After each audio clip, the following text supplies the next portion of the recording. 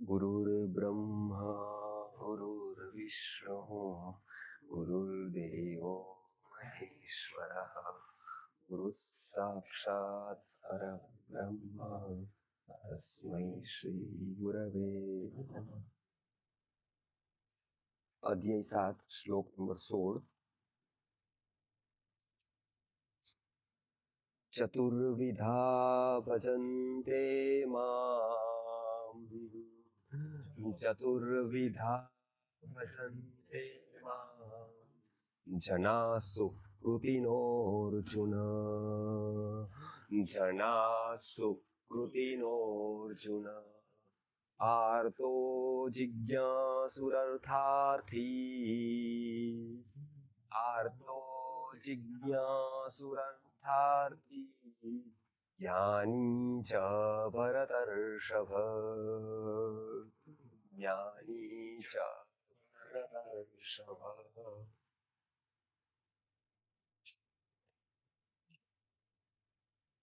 આવરત ચેતના વાળાનું વર્ણન પાછલા શ્લોકમાં કરેલું એને દુષ્કૃતિ તરીકે કીધેલા, એટલે કે કવર્ડ ચેતના છે જેની, જે કોઈક અંધારામાં જીવે છે, જેની આસપાસ અંધારું છે, પ્રકાશની યાત્રા પર નીકળે છે, એવા કેટલા લોકો છે, એના કેટલા પ્રકાર પડે છે સ્વભાવની રીતે.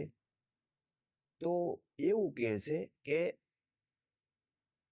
હરેક વ્યક્તિની એક સાત્વિકતા એક અંશે આવી ગઈ હોય, એક લેવલે આવેલી હોય, એને કંઈક સત્વવાળું કામ કરવાની ઈચ્છા થતી હોય છે કોઈ પણ માર્ગની. પછી માર્ગ જે મળે છે એને પકડી લે છે. અલગ અલગ માર્ગો એને ત્યાં જ પહોંચાડે છે. પણ એ આમ જોઈએ તો મુખ્યતાથી એ 4 માર્ગો, 4 પ્રકારના યાત્રીઓ હોય છે. એ 4 પ્રકારના યાત્રીઓ જ જ્ઞાપિત કરે છે કે એ લોકો અધ્યાત્મના યાત્રીઓ છે. એની 4 કેટેગરી છે. ફરક માત્ર એટલો છે કે પહોંચવાનું 5મી મંજિલે છે તો કોઈ પહેલી મંજિલે ઊભો છે, કોઈ ગ્રાઉન્ડ ફ્લોર ઉપર ઊભો છે, કોઈ પહેલી મંજિલે ઊભો છે, કોઈ બીજીએ ઊભો છે, કોઈ ત્રીજીએ ઊભો છે. પહોંચવાનું તો 4મી મંજિલે કે 5મી મંજિલે છે, પરંતુ જે સ્ટેપ એ ઊભા છે એના પ્રકાર છે બધા જ પહોંચવાના અને છે બધા જ એ જ તરફના યાત્રી, પણ બધાના સ્તર જુદા જુદા છે.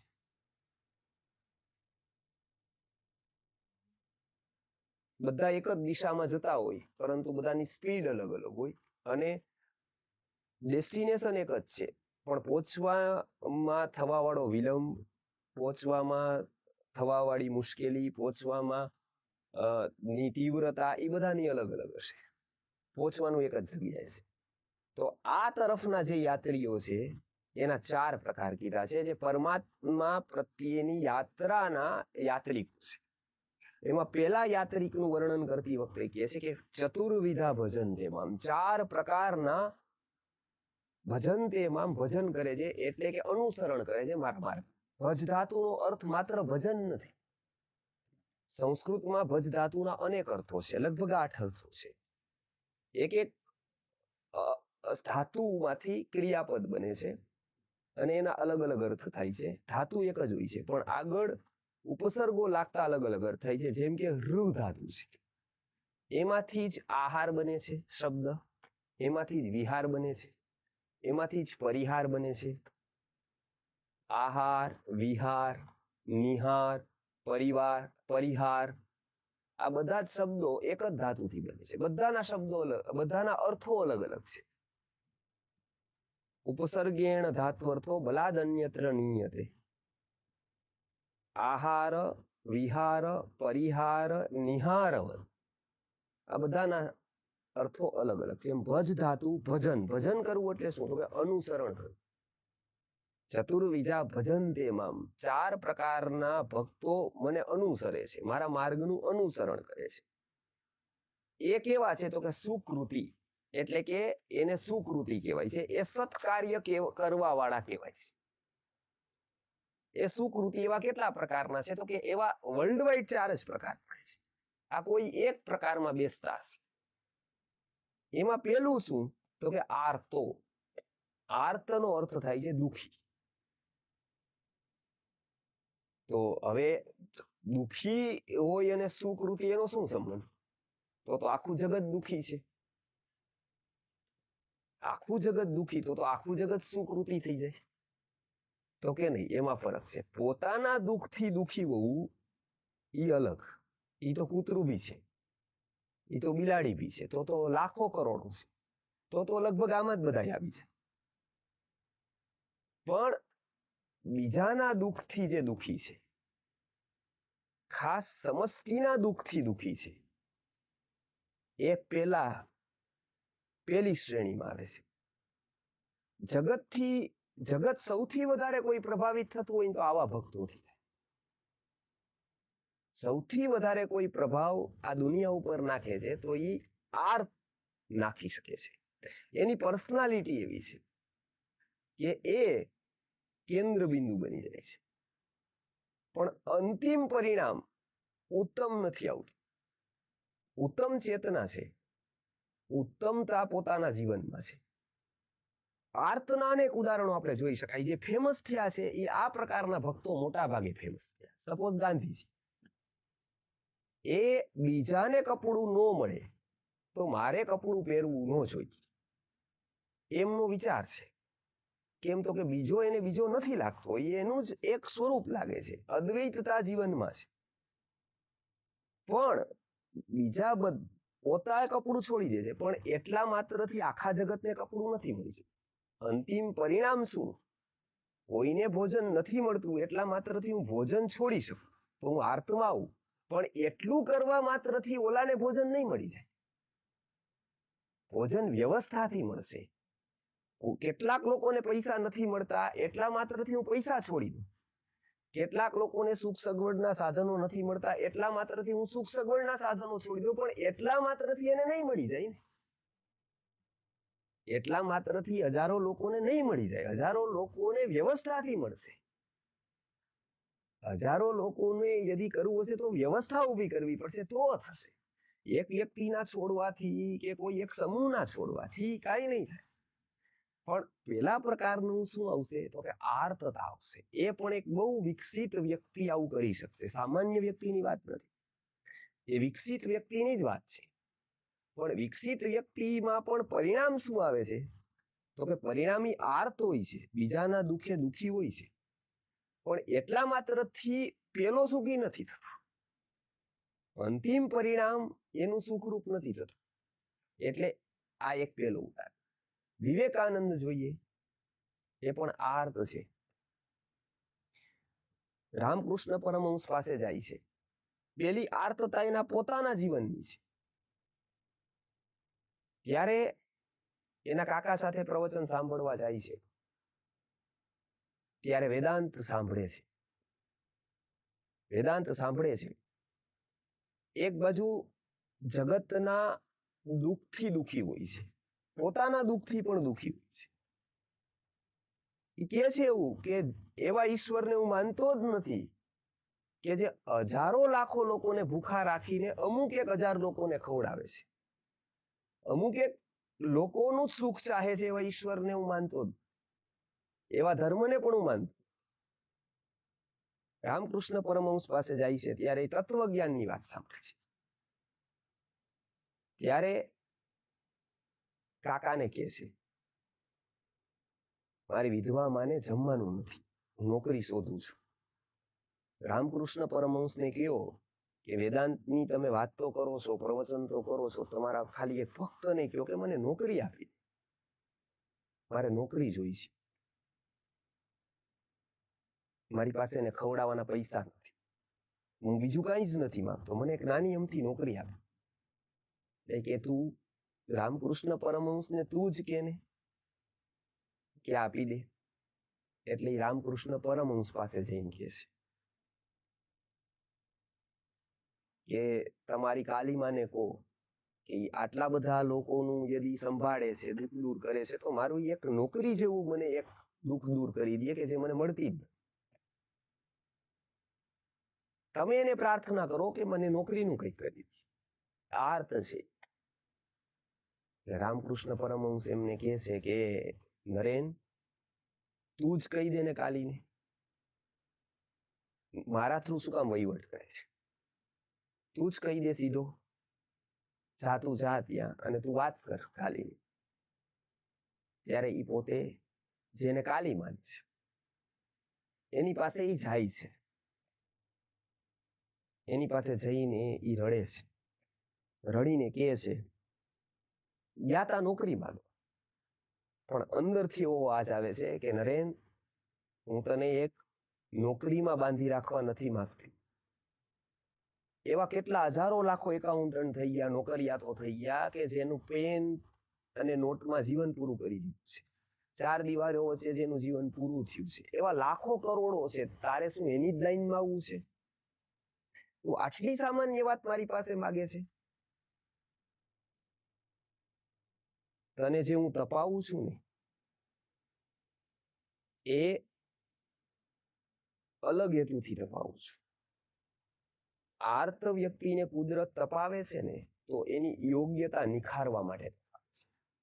એને તાપ સારો નથી લાગતો, પણ જગતનું સત્ય પામવું હોય તો તાપ સિવાય બીજો કોઈ જ ઉપાય નથી.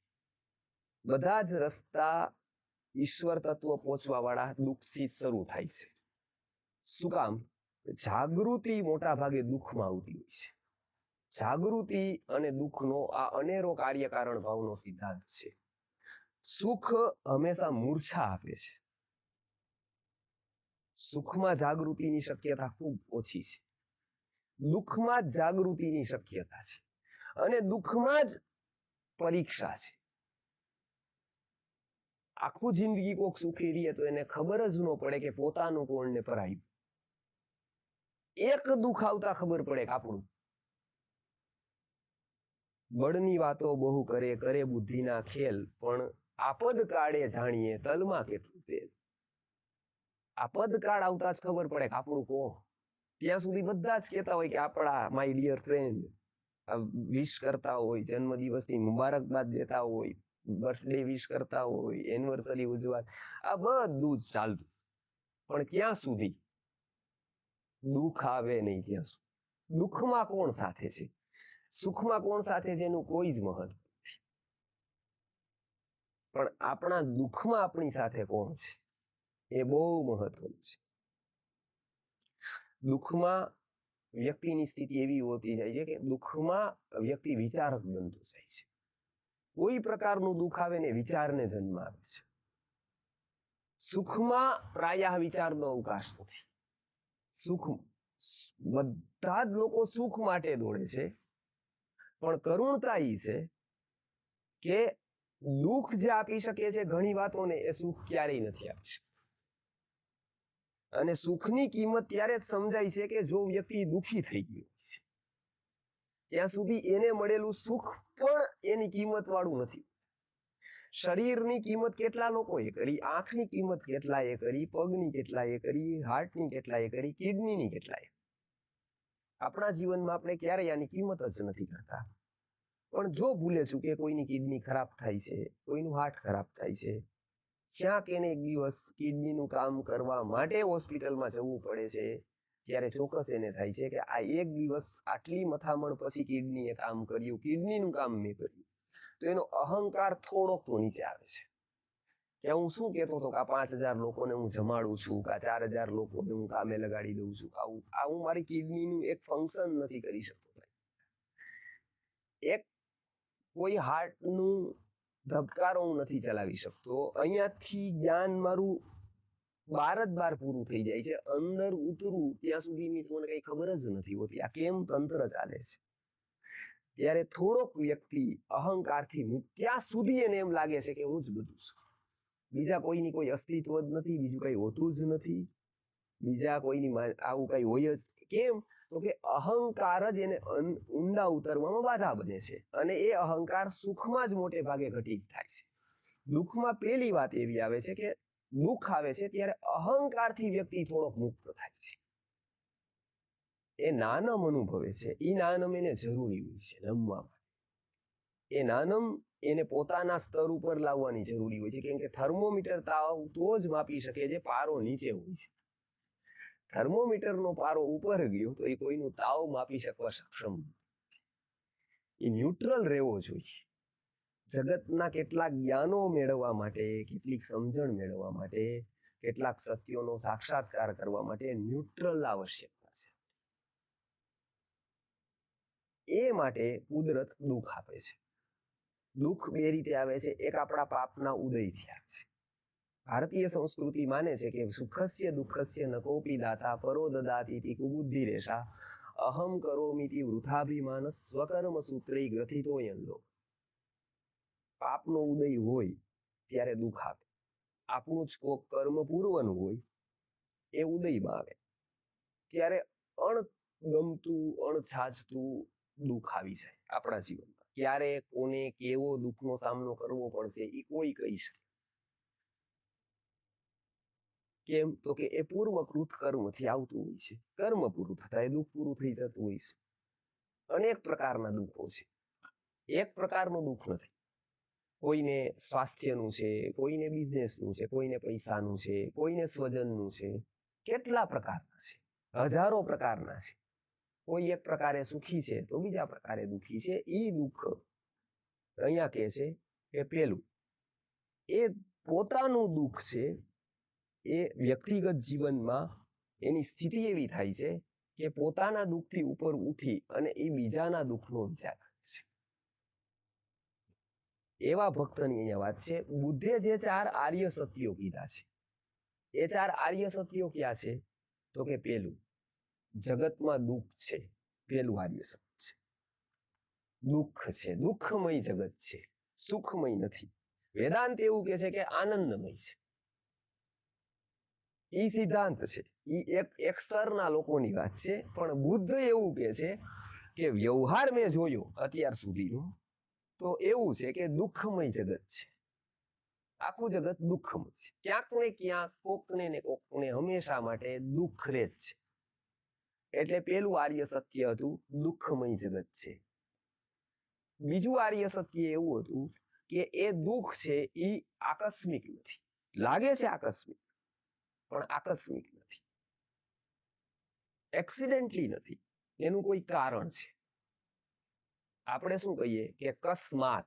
અકસ્માત એટલે સંસ્કૃતમાં શું કહેવાય? કોનાથી, કોના કારણ, કયા કારણથી, એટલે અકસ્માત.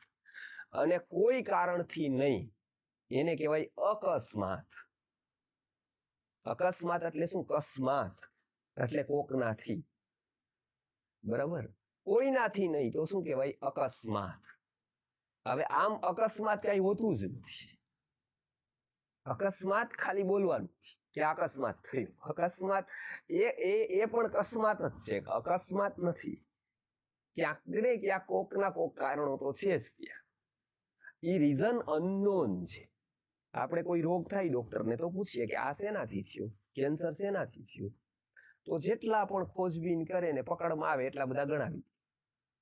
પછી જે પકડમાં ન આવે તો એવું ન કે એનું રીઝન નથી. એ શું કે અનનોન રીઝન. એટલે શું કે રીઝન તો છે જ પણ નોન નથી. આપણને ખબર નથી. એવું નથી કહેતા કે રીઝન લેસ બીમારી છે. રીઝન જ નથી કોઈ, એવું નથી કહેતા. એ શું કહે છે કે અનનોન રીઝન છે. મતલબ એ સ્વીકાર કરે છે કે રીઝન તો છે જ પણ અનનોન છે. એ ખબર નથી. એને ખબર નથી પડી કેમ કે એ ત્યાં નથી પહોંચ્યા એ રીઝન સુધી. બે વ્યક્તિ છે, એક ઉપર છે ઝાડવાની, એક નીચે ઊભા છે. વૃક્ષ ઉપર જે બેઠા છે દૂરથી ગાડું આવે છે. એને ખબર છે કે 15 મિનિટમાં અહીંયા ગાડું પહોંચશે, પેલી ગાડી પહોંચશે. નીચેવાળાની ખબર નથી. બંને માટે વર્તમાન, બંને માટે એક માટે ભવિષ્ય અને એક માટે વર્તમાન એવું નથી. ભવિષ્ય દૃષ્ટા નથી ઉપરવાળો બેઠો હોય. એના માટે વર્તમાન છે પણ એ જોઈ શકે છે લાંબુ. આના માટે વર્તમાન ટૂંકો છે કેમ કે બેયની આત્માની સ્થિતિ ને સ્તર અલગ છે. બેય વર્તમાન છે પણ બેયના વર્તમાન નજીક દૂર છે. એટલે અહીંયા પેલું આર્ત. એટલે આર્ત એટલે પોતાનું દુઃખ થી જેની ચેતના વ્યાપક થઈ પેલી એને બીજાના દુઃખ લાગ્યું. ગાંધીજી છે, સ્વામી વિવેકાનંદજી છે, સ્વામી રામદાસ સ્વામી છે, એ રડે છે રાત્રે. એ રડે છે કેમ કે એના જયારે લગ્ન થતા હતા ત્યારે લગ્ન કરતા કરતા ભાગી. પેલું કીધું કે કન્યા પધરાવો સાવધાન, તો આ ભાગી ગયા. પછી લગ્ન નો કર્યા, પછી સંગઠન બનાવવાનું નક્કી કર્યું. સંગઠન થયું ને, કેમ કે સંગઠન બનાવવા માટે 1000 વસ્તુઓ જોઈએ, એમાં એક ઓછી પડે તો ન બને. મનાવવા પડે, કેટલાકને કંઈક કરવું પડે, કેટલાકને ફોલાવવા પડે, કેટલાકને લાલચ આપવી પડે, કેટલાકને પ્રલોભન આપવા પડે, કેટલાકને મનાવવા પડે. આવું 1000 વસ્તુ જોઈએ, કેમ કે વ્યક્તિઓ અલગ અલગ હોય. એટલે એક દિવસ ખબર નહીં, એક દિવસ રડતા હતા રાત્રે ઉઠી. તો એમના મમ્મીને એમ થયું કે એમના એક મિત્રની લગ્ન હતા, એના થઈ ગયા, બીજાના થઈ ગયા, ત્રીજાના થઈ ગયા, ચોથાના થઈ ગયા. એટલે માં છે એને એમ થયું કે હવે એને ભૂલનો અહેસાસ થાય છે કે મારી સાથેના બધાયના લગ્ન થઈ ગયા, મારી પાસે ઓપોર્ચ્યુનિટી હતી, મેં ન કરી. એટલે ઈ રડે છે. કેમ કે મોટા વ્યક્તિની વાત નાનો વ્યક્તિ ક્યારેય સમજી જ શકવાનો નથી. એ વાત યાદ રાખવાની, કેમ કે નાના વ્યક્તિનું ગજું જ નથી, ઓલા વ્યક્તિનું દુઃખ સમજી શકે. એ એટલું જ સમજી શકશે જેનું નાનું દુઃખ હશે ને આને સમજમાં આવશે. મોટા વ્યક્તિને કેન્સર થાય તો એ નાના વ્યક્તિને સમજમાં આવે, કેમ કે એ સમજમાં આવે એવી વાત છે. પણ મોટા વ્યક્તિને ધંધાનું ટેન્શન હોય, નાના વ્યક્તિને ન આવે, કેમ કે નાનો વ્યક્તિ એવું એને બધું ઘરના ઘર છે, આટલી મોટી ફેક્ટરી છે, આટલું આમ છે, આટલું આમ છે, તો એને શેનું ટેન્શન. મારા જેવાને હોય એ એવું સમજે કે મારા જેવાને હોય, મોટાને કેટલું ટેન્શન, પણ એને ન ખબર હોય કે એનું ટેન્શન મલ્ટીપ્લાય કરો એટલું ટેન્શન ઓના. એ સમજવાની એની શક્તિ નથી. એટલે મોટો વ્યક્તિ કદાચ નાના વ્યક્તિનું દુઃખ સમજી શકે, કે જે આપણે ઉલટું લોકો વ્યવહારમાં કહે છે, મોટા લોકો નાનાનું દુઃખનું સમજી નહીં, મોટો વ્યક્તિ નાનાનું દુઃખ સમજી શકે એવી શક્યતા પૂરેપૂરી. પણ નાનો વ્યક્તિ ક્યારેય મોટા વ્યક્તિનું દુઃખ સમજી જ ન શકે. કેમ કે મોટા વ્યક્તિનું દુઃખ પછી ઉપરના લેવલ હોય, અલગ અલગ લેવલના લોકોનું દુઃખ હોય. કોકને કોઈ બોલાવે નહીં તો દુઃખ થાય, કોકને કોક છોડી દે તો દુઃખ થાય, કોકને માન ન મળે તો એટલું દુઃખ થાય. હવે આ કોઈ દુઃખ કોને કહેવાય છે? કે મને કોઈ છાવને ચેર ન આપે તોય મને દુઃખ. એ દુઃખનું કારણ કેમ નાનો વ્યક્તિ સમજી શકે? એ કે એમાં શું દુઃખ થાય, હું દરરોજ નીચે જ બેસું. પણ એ પણ બહુ મોટું દુઃખ થાય. આદતનું મોટું દુઃખ છે મનની. તો આ દુઃખ એને ન સમજાય, કેમ કે એ સ્તરે પહોંચ્યો નથી. એ સ્તરે જે પહોંચે એને ખબર પડે કે આવા પણ દુઃખ હોય. નાના વ્યક્તિનું કામ. એટલે એને પૂછ્યું કે કાંઈ શું કામ રડસ તું, કાંઈ રડતું? કે આશ્વાસન આપે છે કે કાંઈ વાંધો નહીં, હજી જીવન જ છે, હજી પણ તારું થઈ જશે, ગોઠવાઈ જશે. એટલે એ કહે છે કે આઈ ચિંતા કરતો વિશ્વાસી, એટલે હું નથી રડતો, કે એવું તો મેં કેટલું છોડી દીધું છે, પણ મને વિશ્વની ચિંતા થાય છે કે આવું શા માટે થાય છે. એટલે એ સમજાવે, એને ખબર છે કે માની સ્થિતિ એવી નથી એટલે મારું દુઃખ સમજી શકે, હું શેના માટે રડું છું એ માને સમજવાની શક્તિ નથી, કારણ કે એ એક ભૌતિક માં છે. આત્મિક રીતે તો એની સ્થિતિ નથી એવી કે હું શું વિચારું છું એ સમજી શકે.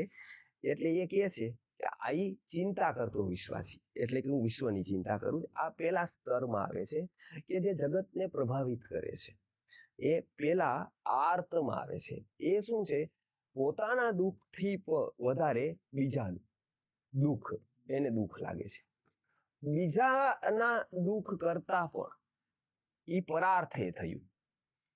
આગળ એક લોકો વધે છે એ પરમાર્થે દુઃખી હોય છે, એ એનાથી આગળ વધે. કોનો વ્યાપક થોડોક છે, કોનું ખૂબ વ્યાપક સ્તર છે. એકનું સ્તર છે એ મનુષ્યો સુધી કે થોડાક ગ્રુપ સુધી પહોંચ્યું છે, એકનું સર્વભૂતે સુધી પહોંચ્યું છે. એટલે ગીતાની દ્રષ્ટિથી સર્વભૂત હિતે હતા. પ્રાણી પશુ ના દુઃખો એને પોતાના દુઃખ લાગે છે. એને કહેવાય છે સમાનુભૂતિનું સ્તર. 3 સ્તર હોય છે મનુષ્ય જીવનના. એક અનનુભૂતિનું સ્તર હોય છે, એ મૂર્છાનું જીવન છે. કોઈના પ્રત્યે કઈ લગાવ નથી, કોઈને કઈ લેવા દેવા નથી ને હું મારી રીતે જીવું છું, એને અનનુભૂતિનું સ્તર કહેવાય છે. પશુ પ્રાણી બીજા ત્રીજા એને જે થવું હોય થાય, હું એનાથી અળગો છું. એ અનનુભૂતિનું સ્તર છે. બીજું આવે છે કે એનું દુઃખ મને થોડુંક સ્પર્શે છે. એનું દુઃખ મને થોડુંક સ્પર્શે છે, એની મને અસર થાય છે મારા ઉપર. ઈ સ્તર છે ને એ સહાનુભૂતિનું છે. સહ અનુભૂતિ, જે એની અનુભૂતિ છે એ મારી અનુભૂતિમાં થોડીક મને છે, એટલે સહ બને છે. એટલે આપણે શું કહીએ છીએ એને? સહ અનુભૂતિ. એટલે આપણે સહાનુભૂતિ, સિમ્પથી. અને એક એના પછીનું સ્તર આવે છે કે જે એને થાય છે એવી જ ફિલિંગ આને થાય છે. એને કહેવાય છે સમાનુભૂતિ. ઓલા છે ઈ કયા સ્તરે છે? સહ અનુભૂતિ. એનાથી ઉપરના સ્તર વાળા છે ઈ સમાનુભૂતિ. આ બધા આવે છે ક્યાં? તો કે પેલા સ્તરે આર્થ. એટલે કે એવા ભક્તો છે કે જે જગતના દુઃખે દુઃખી થાય છે. પોતાના દુઃખે નહીં, પરંતુ કેટલીક વાતોમાં એ દુઃખે દુઃખી થાય છે. આ દુઃખ એને કામનું થાય છે જગાવવા માટે. કેમ કે ઘણું જે જગત આપણને શીખવે છે ને એ દુઃખમાં શીખવે છે. દુઃખ આપીને શીખવે છે. દુઃખ આપણા જીવનમાં આવે છે, ઘણું બધું શીખવીને જાય છે. એટલે આ પહેલી વસ્તુ થઈ કે આર્ત એટલે કે દુઃખી. પેલા સ્તરના લોકો છે એવા ભક્તો છે કે જેની પર્સનાલિટી કયો, જેની ટેન્ડન્સી કયો એ દુઃખની હોય છે. બુદ્ધે પેલું સત્ય કીધું કે દુઃખમય જગત છે. આવી જેની અનુભૂતિ થઈ છે, આવા ભક્તો છે દુઃખી. એ ઘણા બધા કાર્યો કરે છે, શોધવાનો પ્રયત્ન કરે છે. હવે પેલું સત્ય જે બુદ્ધે કીધું હતું કે દુઃખમય જગત છે, અહીંયા આ સ્તરે પહોંચે છે. પછી એને પ્રશ્ન થાય છે કે આ દુઃખ છે એનું કોઈ કારણ છે? કેમ આવ્યું? આ ઈશ્વરે મોકલી દીધું? આવો સ્વભાવ છે? શું છે? કે નહીં, દુઃખ સ્વભાવ નથી. સ્વભાવ કોને કહેવાય છે? કે જેનું કારણ નથી એને સ્વભાવ. જ્યાં કારણ પરંપરા પૂરી થાય ત્યાં સ્વભાવ કહેવાય. સપોઝ આપણે કારણ કહીએ કોઈ ના હોય કે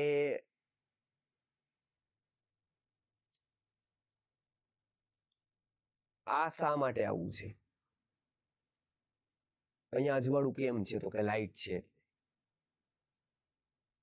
બરાબર. આ આવું કેમ છે?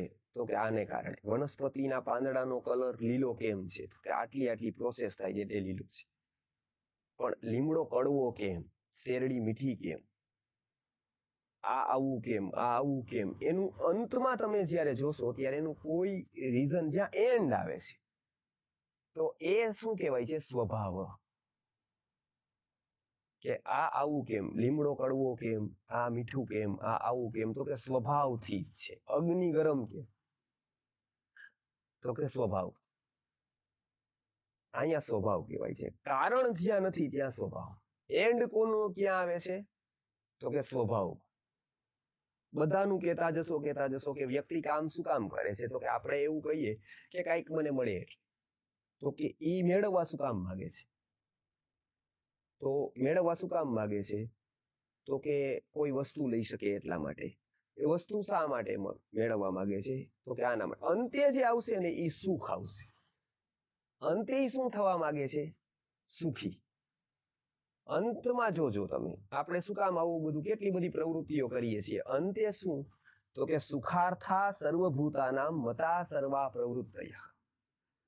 બધી જ પ્રવૃત્તિઓ આપણી શેના માટે? અંતે શેના માટે હોય છે? સુખ માટે. અંતિમમાં તો કે સુખ શેના માટે વ્યક્તિને જોઈએ? તો કે સુખનું કોઈ કારણ જ નથી. વ્યક્તિને સ્વભાવથી જ સુખ જોઈએ. એ સ્વભાવથી જ સુખી થવા માંગે છે. એવો સ્વભાવ જ છે એનો પ્રત્યેક ભૂતનો. એ ચાહે કૂતરું છે, બિલાડી છે, બધા જ એક જ સરખા મનુષ્યો છે, બધા જ છે. એ અંતમાં શું થવા માંગે છે? તો કે અંતે સુખી. બધાના રસ્તા અલગ અલગ છે. એકને એવું લાગે છે કે એક પકડીને સુખી થાય તો એ પકડવા માટે મથે છે. એકને એવું લાગે છે કે આને છોડીને સુખી થાય તો છોડવા માટે મથે છે. બે વસ્તુ છે. એકના એક લગ્ન થાય છે, એ સમયે ડાયવોર્સ થાય છે. એકના ડાયવોર્સ થઈ જાય, એ પેંડા લઈને આવે છે. એકના લગ્ન થઈ જાય, એ પણ પેંડા લઈને આવે છે. એકને એકને પકડાઈ ગયું કોક એનું સુખ છે તો એક છૂટી ગયો એટલું સુખ છે. બેયને સુખ છે કે એક પણ મુક્ત થઈ ગયો, બીજો બીજી રીતે જોઈન્ટ થઈ ગયો છે. બંનેને સુખ, બેય સુખ માટે પ્રયત્ન કરતા હતા. આ બંને સુખ શું કામ બેય કરે છે? બેયના સુખની વ્યાખ્યાઓ, બેયના વિઝન, બેયની વ્યાખ્યાઓ, બંનેની પરિસ્થિતિ અલગ અલગ છે. એટલે પેલું કામ, સ્વભાવ દુઃખ નથી. તો શું? તો કે દુઃખનું કોઈ કારણ છે. દુઃખ સ્વાભાવિક નથી. દુઃખનું કોઈ કારણ છે, ત્યાં સુધી દુઃખ રહે છે. દુઃખનું કારણ દૂર થતા દુઃખ દૂર થઈ જાય છે. તો કે દુઃખનું કારણ શું હશે? આવી એક જિજ્ઞાસા મનમાં જાગે છે. એ થોડાક ઊંડા ઉતરે છે. એ એવું નથી માનતા કે આ જગત આખું દુઃખી છે, પણ એ કારણને શોધે છે પેલા કે આ દુઃખી શું કામ છે. અહીંયા થોડીક વિચાર, અહીંયા થોડીક એક સ્તર આગળ આવે છે. એટલે આપણે ત્યાં યોગ દર્શનકારે 4 ભૂમિકા, 4 ચિત્તની અવસ્થા કીધી છે. એમાં ઉપેક્ષા ઉપર થોડોક વિચાર છે. મૈત્રી, કરુણા, મુદિતા, ઉપેક્ષા, ચિત્તની ભાવના 4. આ 4 ચિત્તની ભાવના છે. મૈત્રી, કરુણા, મુદિતા, ઉપેક્ષા. સુખી સાથે મૈત્રી રાખવી તો ચિત્તમાં દ્વંદ્વો ન આવે, નહીતર ઈર્ષ્યા અને મત્સર આપણા જીવનમાં આવી જાય. કેમ કે આપણે જ્યાં બેઠા છીએ આપણા કરતા ઘણા બધા લોકો સુખી હોવા. હવે સુખી લોકો જો દુશ્મન હોય ને સુખી થઈ ગયો તો ઈર્ષ્યાનું કારણ બને. આપણાથી વિપરીત છે, ઓલો છે, આપણાથી અલગ છે અને સુખી છે, તો આપણામાં ઈર્ષ્યા મત્સર આવશે. એ બીજું કાંઈ નહીં કરે, આપણને જ બાળશે. એટલે યોગ દર્શનકાર કહે છે કે સુખી છે એની તરફ મૈત્રીનો ભાવ રાખો. એ મૈત્રીનો ભાવ દ્રઢ કરવા માટે એવું કર્મ વ્યવસ્થા સમજવી કે કર્મના ઉદય વગર કોઈ સુખ કોઈને પ્રાપ્ત થાય નહીં. કોઈ દિવસ પુણ્યના ઉદય વગર કોઈને સુખ આવે જ નહીં. પુણ્યનો ઉદય હોય તો સુખ આવે. એટલે એનું પુણ્ય છે, એનું કર્મ છે, તો એને સુખ છે. તો અહીંયા એ ખબર પડે કે ઓકે, એ એમનેમ સુખી નથી.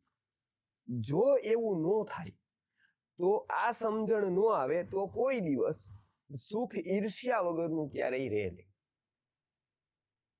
સુખ હંમેશા ઈર્ષ્યા સાથે જ હોય.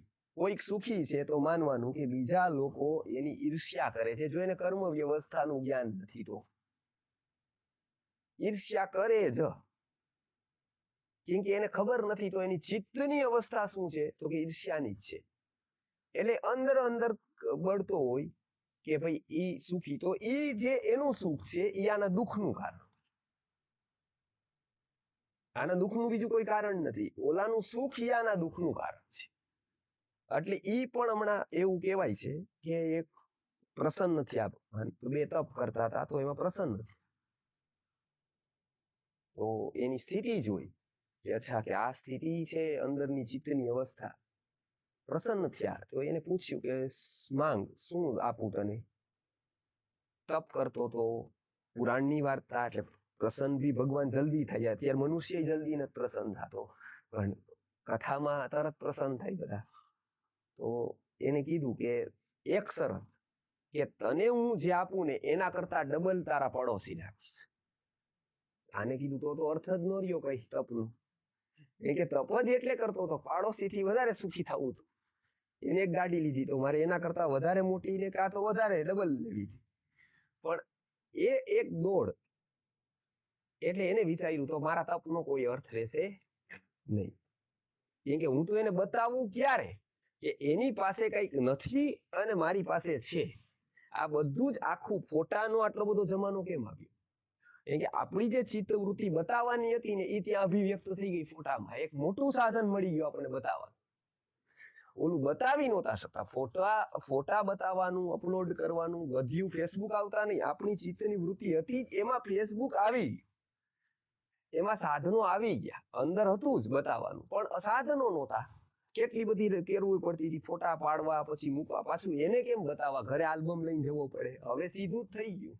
એટલે લોકો કે હવે બતાવવા માંડીએ નહીં, બતાવવાની ઈચ્છા હજારો વર્ષો લાખો વર્ષોથી આવી જ હતી, પણ આજે સાધન મળ્યું એટલે બધી ફૂલ થઈ મેમરી, કેમ કે હવે સાધન ઉપલબ્ધ થઈ ગયું બતાવવા માટેનું, કે હવે હું જેવો તેવો નથી, હું કોઈ સામાન્ય વ્યક્તિ નથી, હું સાચે અસામાન્ય છું, એવું બતાવવા માટે એક 50-50, 100 ફોટા મૂકે કે આ કેમ, તો કે બતાવવાની વૃત્તિ વધી ગઈ છે. બરાબર, દંભની શરૂઆત પણ અહીંથી જ છે. એટલે અહીંયા શું થયું, તો કે પેલું, એટલે એને માંગ્યું, શું માંગ્યું, તો કે હવે શું કરું, કેમ કે બતાવી તો દેવું જ તું, તો હવે શું, તો કે એક કામ કરો ભગવાન, મારી એક આંખ ફોડી નાખો. હવે એને ઈ માંગ્યું. હવે આવું સ્વાભાવિક આપણને લાગે કે આ તો બહુ હાસ્યાત, પણ લગભગ અત્યારે પણ સમાજમાં એવું થાય તો 90% એવું જ માંગે, આવી જ વાત માંગે, કેમ કે એ એની ચિત્તની વૃત્તિ જેવી છે. એટલે પહેલી વાત યોગ દર્શનકાર કહે છે કે મૈત્રીની ભૂમિકા લાવો પેલા, એ પહેલી વાત છે. આપણા કરતા કેટલાક દુઃખી હશે એની તરફ કરુણાનો ભાવ લાવો. પહેલી મૈત્રીનો ભાવ લાવો, બીજો કરુણાનો ભાવ લાવો, કે જેથી દુઃખી તરફ આપણું ધ્યાન જશે, નહીતર આપણું ધ્યાન દુઃખી તરફ જશે જ, અને એવું લાગશે કે હું પણ એક દિવસ એવો જ હતો, મને કોઈ કે સીડી આપી ત્યારે હું અહીંયા પહોંચ્યો, તો એ કરુણા જાગશે, તો એ કેટલાક માટે આપણા સંસાધનોનો ઉપયોગ થશે, એ કામ આવશે, નહીતર એ નિકમમાં જશે. ત્રીજું, આપણા કરતા હવે આ સુખ અને દુઃખ આ બે પછી ત્રીજી વાત આવે છે, એ આવે છે વિકાસનું. એ મોટા ભાગના લોકોને ખબર નથી. આપણા કરતા વિકાસમાં કેટલાક લોકો આગળ છે. એક તો આપણા કરતા સુખી હશે અને આપણા કરતા નીચેના સ્તરના દુઃખી હશે. હવે વિકાસની વાત આવે, આપણા કરતા કેટલાક વિકાસમાં આગળ હશે. આપણે આ પાડીએ છીએ, આપણે 4થા ધોરણમાં છે, તો કેટલાક કોલેજમાં હશે, યુનિવર્સિટીમાં હશે, પીએચડી હશે, આપણે બાલ મંદિરમાં હશે. એવા વિકસિત જીવો પ્રત્યે મુદિતાનો ભાવ, એની પ્રત્યે શીખવાનો, એને ઉપયોગી થવાનો ભાવ, એ મુદિતાનો ભાવ. એ જે કાર્ય કરે છે એમાં સાધન બનવાનું, એ મોદનો ભાવ કહેવાય. એટલે આપણે કહેવાય કે ભાઈ અનુમોદન, કે ભાઈ એ કરે છે એનામાં સહાયક બનવાનો ભાવ. તો શું થશે કે એ જે કરે છે એનો ભાગ તમને પ્રાપ્ત થશે. એ શેર લીધો, એ શેરનો સ્ટેક લીધો, 1%, 2% લે બધા લોકો, એવી રીતે એનો સ્ટેક છે. કેમ કે ઉત્તમ કાર્ય કરવા વાળા કેટલાક હશે આપણાથી, એને તમે હેલ્પફુલ થાવ, એને મદદરૂપ થવાનો ભાવ થાવ, તો એને કહેવાય છે મુદિતા. હા, પછી કેટલાક લોકો આપણાથી ઓછી સમજણ વાળા હશે, આપણા કરતા દુઃખી, એટલે કે આપણા કરતા વિકાસમાં પાછળ હશે, ભૌતિક દુઃખી નહીં પણ વિકાસમાં પાછળ હશે. એની પ્રત્યે ઉપેક્ષાનો ભાવ. તો કે ઉપેક્ષાનો ભાવ એટલે શું, તો કે ઉપ એટલે નજીક અને ઈક્ષા એટલે જોવું, કે માઇન્યુટ ઓબ્ઝર્વેશન થી જોવો કે કેમ એવો છે દુઃખી, એ ઉપેક્ષાનો ભાવ કહેવાય. કે એનું કારણ શું. અહીંયા પણ એવું છે, કેટલાક દુઃખી લોકોનું ખાલી કારણ જાણી લ્યો ને દૂર કરી દો તો એનું દુઃખ દૂર થઈ જાય, પણ જીવનભર તમે એને દુઃખ દૂર કરવા પ્રયત્ન કરો તે દુઃખ થાય જ નહીં. કેમ, તો કે દુઃખનું કારણ હાજર હોય, એનું દુઃખનું કારણ એની વૃત્તિ હોય. એ વૃત્તિઓ ઉપર કઈ કામ ન કરો ને એને જ કહેતા રહ્યો, તો શું થાય, તો કોઈ દિવસ દુઃખ દૂર થાય. એક સરસ ગુરુજી ઉદાહરણ આપતા હતા કે હંમેશા લોકો ઉપકાર કરે છે ને એ એવી રીતે કરે છે કે પેલા વ્યક્તિઓ ઉપર કાંઈ કામ નથી કરતા, એ વ્યક્તિને આપે જ રાખે છે, વ્યક્તિને જગાવવાનો પ્રયત્ન નથી કરતા, એને સમજણ નથી આપતા. અને સમજણ વગર કરેલો ઉપકાર કોઈ એને જ કામ નથી આવતો કે જેના ઉપર ઉપકાર કરવામાં આવે છે. કોઈ ડોક્ટર ગમે તેટલો એક્સપર્ટ, ગમે તેટલો મહાન હોય, ગમે તેટલા સાધનો એની પાસે હોય, પણ એ જો મળદા ઉપર જ સર્જરી કરીને રાખે અને એવું માનતા રહીએ કે આ મેં મારું કામ કરી દીધું, પણ મળદું રિસ્પોન્સ ન થતું, થેન્ક યુ ક્યાંથી કહેવાનું મળું થઈ ગયું. પેલા શોધવા પડશે કે ભાઈ એકચ્યુઅલી જરૂરત કોને, એકચ્યુઅલી કયા રોગની જરૂરત ને મારી પાસે છે ને એક્સપર્ટાઇઝ છે કે જે એ કયા રોગને હું મદદ કરી શકું તો વાત અલગ. બાકી જે ધ્યાનમાં આવ્યું મળદું કે સાજું કે ઓલું એની ચિકિત્સા કરે રાખે તો એની ચિકિત્સાનો લાભ સાજા મળદાને પણ ન મળે અને ઈ મળદામાં બીજી રીએ તો સાજા નહીં. એટલે ઉપકાર કરવાની એક આગવી રીત છે. યોગ દર્શનકાર પતંજલિ કહે છે કે તમારે ઉપકાર પણ કરવો હોય તો કોનો કરવો એ નોંધી રાખો. નકર તમે યોગ્ય વ્યક્તિને ઉપકાર નહીં કરી શકો, ખોટા લોકોમાં બીઝી રહેશો. ખોટા લોકો એટલા બીઝી તમને કરી દેશે કે સત્ય લોકો, કેમ કે સાચા લોકો પાસે પહોંચવું જ અઘરું. કેમ કે સાચા લોકોને એ સામેથી અપ્રોચ નહીં કરે ક્યારેય, કેમ કે એ તો પોતાની નિજાનંદમાં મસ્તીમાં હશે, એ ક્યારેય નહીં. આવવાવાળામાંથી મોટા ભાગના ખોટા હશે. એટલે શું કીધું અહીંયા, દુઃખનું કારણ છે. એ એક સ્તર વ્યક્તિનું આવતા એ વિચારશે કે દુઃખનું કોઈ કારણ છે, એ કારણ શોધવું છે. શું કારણ હશે, દુઃખ કેમ હશે, પોતાનું પારકું એ કેમ દુઃખ હશે. હવે શું થયું કે દુઃખથી થોડો મુક્ત થયો એટલે કારણ શોધવા માંડ્યો. હંમેશા જો રોગી છે બરાબર, એ રોગને જ્યારે બાજુ પર રાખે ને ત્યારે રોગનું કારણ શોધી શકે. રોગ હાવી થાય ને જેના ઉપર, એ રોગનું કારણ ક્યારેય ન શોધી શકે, કે રોગનું કારણ વિશે વિચાર ન કરી શકે. કોઈ કહી દે કે તમને કેન્સર છે, એ એટલો બધો વ્યક્તિ અપસેટ થઈ જાય તો એ વિચારી જ ન શકે કેન્સર કોઈ કારણથી થયું હશે કે શું થયું હશે. કાંઈ નહીં, અપસેટ થઈ જાય એટલો બધો. પણ એ શાંતિથી વિચારે કેન્સર જેવો કે શું કારણ હોય કેન્સરનું, તો એ વિચારે કે કેન્સરનું કારણ શું. એમ દુઃખ ને માધ્યસ્થ ભાવથી જોવે એટલે એને ખબર પડે દુઃખનું કારણ શું. આ વિચારવાની શરૂઆત થાય એટલે બીજો ભક્તનો બીજો પ્રકાર આવે, જિજ્ઞાસુ. એ શું કરે છે તો કે બુદ્ધનું બીજું આર્ય સત્ય એ છે દુઃખનું કારણ છે. દુઃખ એમ જ નથી, સ્વાભાવિક નથી, પણ એ દુઃખનું ક્યાંક ને ક્યાંક કોઈ કારણ છે.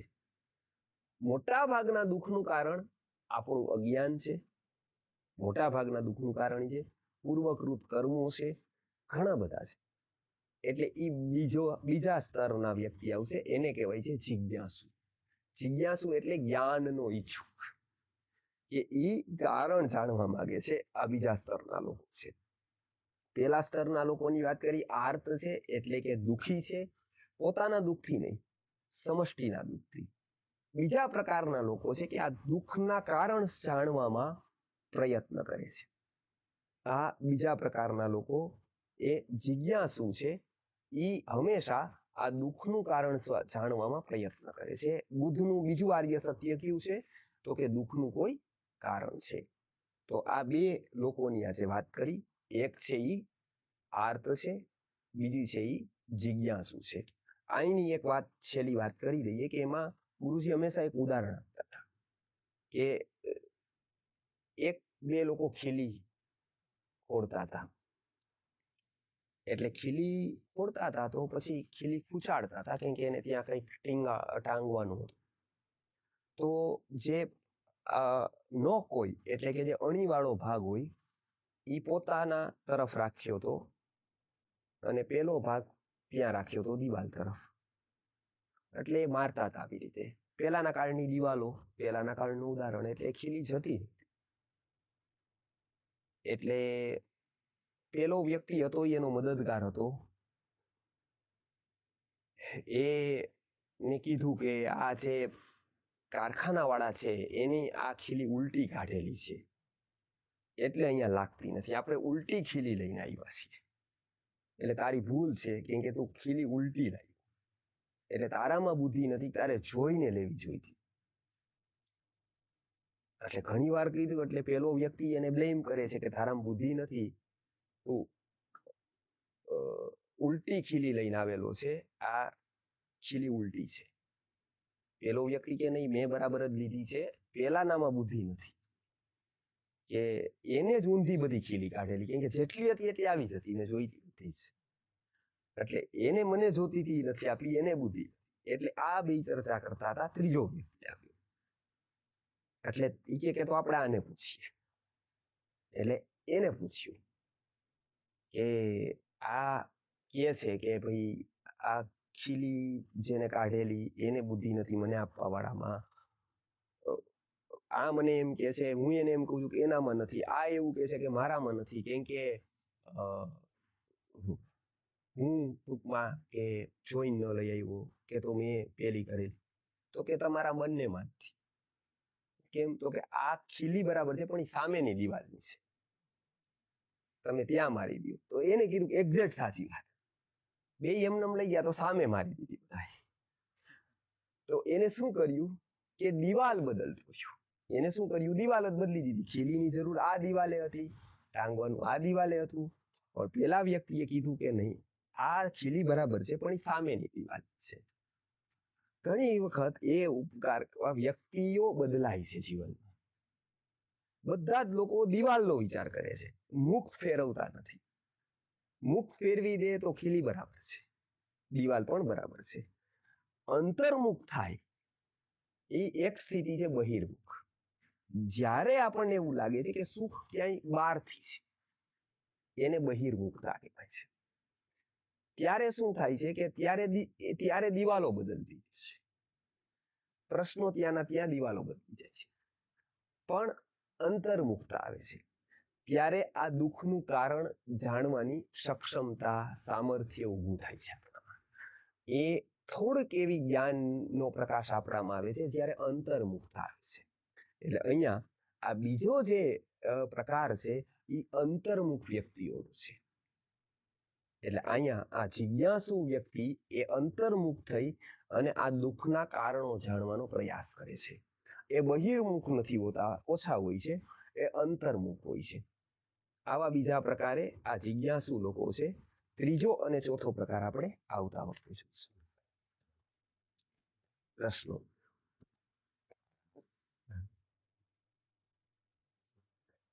કોઈ પ્રશ્ન હોય તો?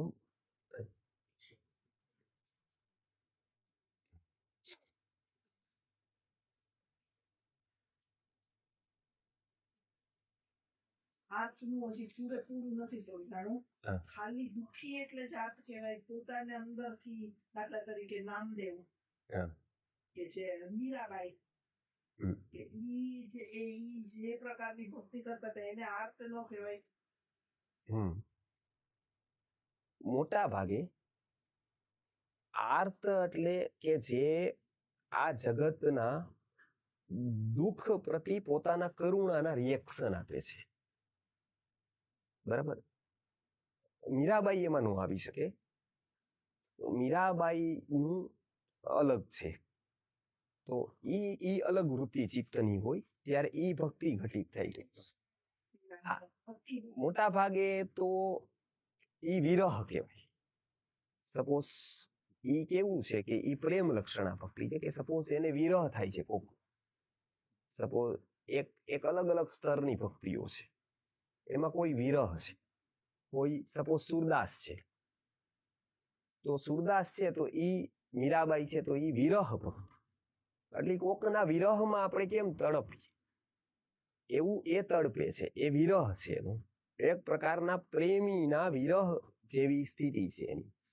ઈ અલગ છે. પણ ઈ જગ્યાએ તમે બુદ્ધ મહાવીરને નો રાખી શકો. ઈ એવી રીતે કોઈના વિરહમાં તડપે નહીં. સપોઝ એક મીરાબાઈ લો અને એક બુદ્ધ લો, બેમાં બહુ મોટું અંતર થઈ જાય. મીરા છે તો ઈ કોકના વિરહમાં તડપે, યાદ કરે, રડે. બુદ્ધ એવું ન કરે. બુદ્ધ સાક્ષી, ઈ પોતાની પત્નીને છોડી દે, ઈ એને યાદ કરે. એની પત્ની યશોધરા છે, ઈઓને આખી જિંદગી યાદ કરે, બુદ્ધ એને યાદ ન કરે બિલકુલ. કેવું કહેવાય કે એક કોકને યાદ કરે છે, બુદ્ધ એને છોડીને જાય છે, એને યાદ નથી. કેમ? કે એમના માટે આવું નથી. એમના માટે દુઃખમય જગત, એટલે ઈ એકથી જ કારુણ્યવાન છે, પ્રેમથી નથી. એના માટે માનો કે બુદ્ધ છે તો ઈ પ્રાણી માત્રને હાનિ કરવામાં માનતા નથી. કેટલાક લોકો જરા પણ પીડા નથી આપતા. કીડીને પણ પગ આવે તો ઈ ગિલ્ટી અનુભવે છે, પણ એ જ જગ્યાએ એની પત્ની રાત દિવસ જુરે છે એના માટે, એની એને જરા પણ દયા નથી. બંનેમાં ફરક જોયો કે એક જે છે ઈ પણ એને પણ કેમ કે પેલી છે ઈ એવું માને છે કે એની માનસિક તકલીફ છે.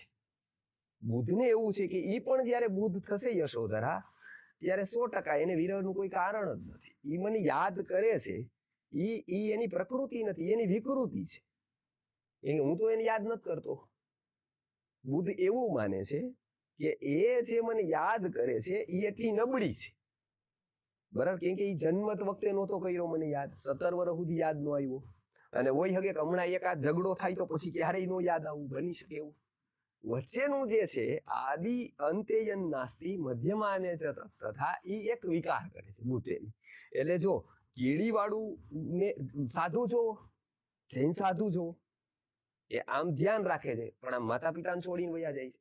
તો કીડીને દુઃખ નથી દેતા પણ સામે માતા પિતા દુઃખી થાય છે. તો એની ફિલોસોફી શું છે કે એ શું કહે છે ત્યારે એ કહે છે કે માતા પિતા જે દુઃખી થાય છે એ માતા પિતાને સમજ નથી એટલે દુઃખી થાય છે, એનું કહેવાનું એવું છે. એટલે આર્ત વ્યક્તિની પર્સનાલિટી કેવી હોય છે, સિમ્પલ, કે જે જગત આખાનું દુઃખ છે એનું રિએક્શન જે આવે છે એ વિચારક તરીકે દુઃખમય હોય છે. એ પોતાના દુઃખથી દુઃખી નથી, એટલે એ આ સ્તરે રાખ્યા છે. પોતાના દુઃખથી દુઃખી નથી, એક સ્તર આગળ આવી ગયા છે. એનું દુઃખ આ સમષ્ટિનું હોય, બીજાનું હોય, આ બધાના દુઃખથી એ ક્યાંક ને ક્યાંક પીડિત થાય છે પોતે. પોતાના દુઃખથી એ ઈશ્વરને યાદ કરે તો એ આત્મા. આ એ અર્થ એ જ બધાય કરે જ છે. અને અચ્છા, પોતાના દુઃખથી ઈશ્વરને યાદ કરે કે ન કરે, અને બીજાના દુઃખથી ઈશ્વરને ન માનીને પણ બીજાના દુઃખથી દુઃખી થાય તો એ ભક્ત જ છે ને અર્થ છે. ઈશ્વર માટેનો બહુ રોલ નથી મોટો, એની ચિત્તવૃત્તિનો રોલ છે. પોતાના દુઃખથી દુઃખી બધા છે જ, એટલે એ તો એની સ્વાભાવિક ઇન્સ્ટિંક્ટ છે. જેમ કે કૂતરા, બિલાડા, એ બધાની ચેતના ઉપર નથી ગઈ. એટલે એને કેટલું દુઃખ લાગે છે કે જે એના સંબંધિત છે એ જેનું દુઃખ છે, બીજાનું સંબંધિત દુઃખ એનું દુઃખ નથી. તો એ ચિત્તવૃત્તિ તો સ્વાભાવિક છે. હવે વિકસિત કોણ છે? પોતાના દુઃખથી દુઃખી છે એ વિકસિત નથી, એ તો સ્વાભાવિક છે કે તો મનુષ્ય પ્રાણી માત્ર છે એવું. પણ બીજાના દુઃખથી જે દુઃખી શરૂઆત થાય છે, જો કે આ આપણે કહીએ એટલું સહેલું નથી. આપણે કહી દઈએ કે ભાઈ આપણે બીજાના દુઃખથી દુઃખી થાય, આપણે એની કલ્યાણની કામના કરીએ, આ કરીએ, એવું વ્યવહાર ચોક્કસ છે. પણ મોટા ભાગે એવું કહેવાય કે જો તમે બીજાના સુખે સુખી થઈ શકો ને તો જ તમે બીજાના દુઃખે દુઃખી થઈ શકો. નહીતર તમે જે બીજાના દુઃખે દુઃખી છો ને એ માત્ર તમારી જે એક ફિલિંગ છે ને કે જે તમે રહી નથી શકતા, બરાબર છે, એ અંશ માત્ર છે અને એ માત્ર તાત્કાલિક વૃત્તિ છે. હવે આમાં આ ચોકઠામાં બેસાડો તો કેટલા નીકળે? બીજાના સુખે સુખી થવા વાળો સમાજ કેટલો? એની ચિત્તવૃત્તિ બયા કરે, કોકનું સારું જોઈ અને આને સારું લાગતા હોય એવા કેટલા લોકો હશે? તો એવો 1% પણ નહીં. સાયકોલોજીનું જે અભ્યાસ કરે છે એ ઈઝી છે કે જો બીજાના સુખે પોતે સુખી થાય, એને એનું સુખ જોઈને આને સુખ થાય કે ઓકે ખૂબ સરસ, તો શું?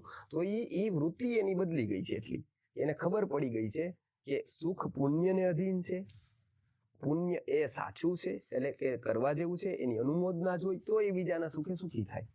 એવું થાય તો માનવાનું કે એક આગળ ગયો તો એ બીજાના દુઃખે દુઃખી થઈ શકે, તો એની સમષ્ટિગત દુઃખને પોતાનું ગણી શકે. જો આ સ્થિતિ નો આવે તો એ બીજાના દુઃખે દુઃખી નો થાય. એ માત્ર કે એવું કે એ બધી વસ્તુ હોઈ શકે કે દાણાઈ નાખે, પક્ષીઓને ચણઈ નાખે, પશુઓને થોડોક ચારોય નાખી દે, એ બધું જ કરે, પણ એની વૃત્તિનો બદલ ન થાય. પ્રશ્ન અહીંયા શું છે? કૃતિનો પ્રશ્ન નથી, અહીંયા પ્રશ્ન આખો વૃત્તિનો છે. એ શું કરે છે એની યારે મતલબ જ નથી અધ્યાત્મને. હા, વૃત્તિ આવ્યા પછી કર્યા વગર રહેશે નહીં, પણ વૃત્તિ વગર કરી શકે ઘણું બધું ઈ. પણ એની વૃત્તિમાં જ્યારે બદલ આવે ત્યારે એકચ્યુઅલી આ સ્થિતિ આવે છે, આંતરિક સ્થિતિ. એટલે યોગ દર્શનકાર કૃતિને મહત્વ નથી આપતા, વ્યક્તિ શું કરે છે એનું બહુ મહત્વ નથી યોગ દર્શનમાં, અધ્યાત્મમાં. કે કરવાનું હંમેશા સમાજને અનુકૂળ અલગ અલગ અલગ વસ્તુ હશે. કોઈ એક સમાજમાં એક વસ્તુ કરશે, બીજા સમાજમાં બીજી કરશે, ત્રીજા. એ અલગ અલગ જરૂરિયાતોને અલગ અલગ સ્થિતિ પરિસ્થિતિમાં અલગ અલગ એની કરવાની કૃતિઓ છે. પણ અંદરની વૃત્તિ કેવી છે એ બહુ મહત્વનું રહેશે એના માટે. કેમ કે એક્શન અલગ અલગ રહેશે હંમેશા. કેમ કે ઈ શું હશે? તો કે ઈ એક્શન જે લે છે ને એ તો સમાજની પરિસ્થિતિ ઉપર લેશે. બરાબર. સમાજ કેવો છે, પોતાનું સ્થાન કેવું છે, આસપાસ લોકો કેવા છે, એના ઉપર એની એક્શન રહેશે. પણ વૃત્તિ એક સરખી રહેશે. એટલે જોજો, બધા જ સારા કામ કરવા વાળાના પ્રકાર અલગ અલગ પડે. બરાબર. એટલે આર્ત એટલે શું? તો કે એવી એની વૃત્તિ થઈ ગઈ છે કે જે સમષ્ટિગત દુઃખને પોતાનું દુઃખ ગણે છે. ખબર કેમ પડે? તો કે જો વ્યક્તિ બીજાના સુખને પોતાનું સુખ ગણી શકે તો જ બીજાના દુઃખને, સમષ્ટિગત દુઃખને પોતાનું દુઃખ ગણી શકે. તો આ પેલા અર્થમાં આવે. આ વૃત્તિનો સવાલ છે, એવો નથી કે શું કરે છે, મીરાબાઈ શું કરે છે, કે નરસિંહ મહેતા શું કરે છે, કે કેવી પ્રાર્થના કરે છે, એનો પ્રશ્ન નથી. કેમ કે દરેકની પરિસ્થિતિ, કાળ બધા અલગ અલગ રહેશે. બધામાં એક સરખી જરૂરિયાત નહીં હોય.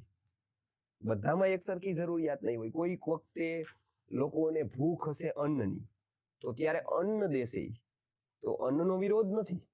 ત્યારે એની વૃત્તિ જેવી કહેશે કે અત્યારે લોકોને અન્ન જ દેવું છે.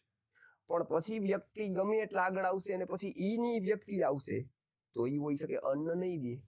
કેમ કે એને લાગશે કે આ વેસ્ટ છે આ કૃતિ. કેમ કે આપણે શું કરીએ, જે કૃતિ અનુસરણ કરીએ, જે વૃત્તિ સુધી નથી પહોંચતા. એટલે કોઈક 200, 300, 500 વર્ષ પહેલા મહાત્મા થઈ ગયા હોય, કે કોઈ મહાપુરુષ થઈ ગયા હોય, એને કોકને જમાડ્યા, સપોઝ, બરોબર, ક્યાંક નીકળતા હોય ભૂખા, કોક સાધુ નીકળતા હોય અને એને માનો જમાડ્યા હોય, બરાબર છે. તો એ સાધુનો પ્રોબ્લેમ શું હતો ત્યારે? તો કે સાધના કરવી હતી, સાધનો હતા નહીં, હોટલો હતી નહીં, જમવાનું મળતું નહીં, બરાબર. તો સીધું ઈ સાધુની સંપત્તિ હતી. તો કે હવે ઈ સાધુની ઈ સાધનામાં સરળતા રહે એના માટે કોકે એને સીધું આપ્યું હોય, કોકે ભોજન જમાડ્યું હોય, તો એક સમયે બહુ મોટું પુણ્ય ગણાતું કે ઈ એનું પ્રોબ્લેમ સોલ્વિંગ. હવે ઈ તમે અત્યારના સાધુની લઈ લ્યો તો અત્યારના સાધુનો પ્રોબ્લેમ સીધું નથી. અત્યારના ફરારી, મર્સિડીઝ લેવી ઈ સાધુનો પ્રોબ્લેમ છે કે ઈ નથી એની પાસે.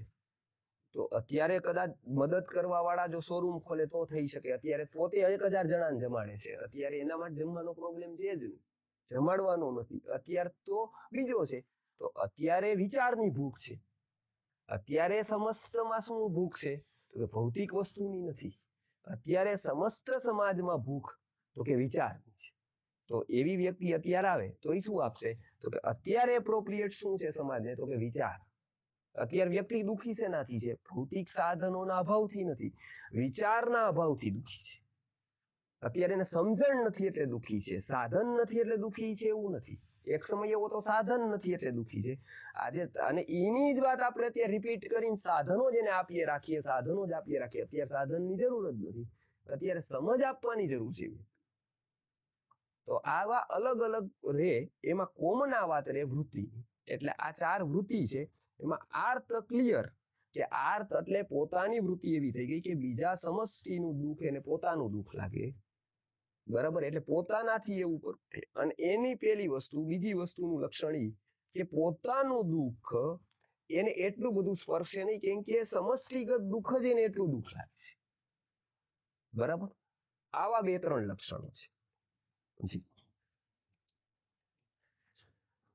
ગુરુર બ્રહ્મા ગુરુર્વિષ્ણુ ગુરુર્દેવો મહેશ્વર ગુરુ સાક્ષાત